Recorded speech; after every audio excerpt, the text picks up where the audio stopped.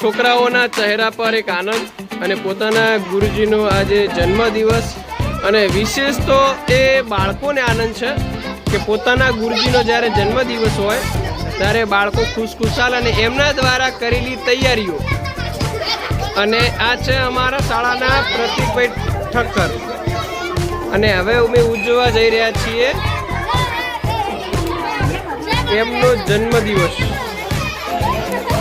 જોઈ લો શાળાનો માહોલ. આ છે અમારા શાળાના આચાર્ય પ્રકાશભાઈ વાઢેર. એમનામાં પણ ઉત્સાહ દેખાઈ રહ્યો છે પ્રતિકભાઈનો જન્મદિવસ નિમિત્તે.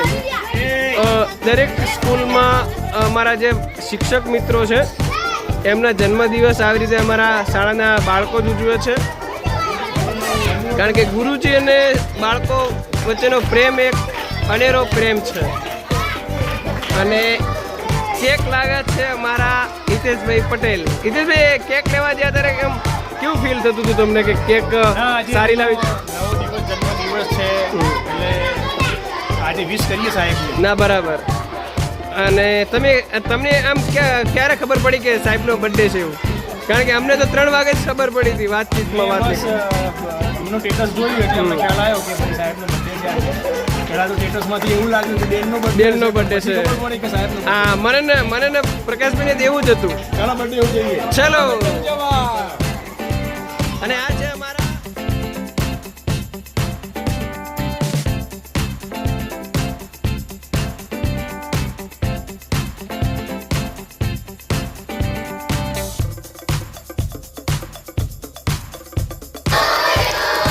અભિવાદન જીતવા રહીએ. સરસ.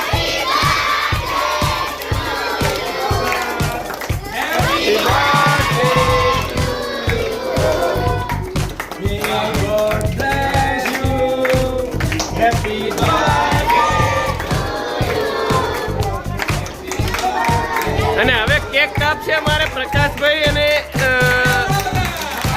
પ્રતિકભાઈ.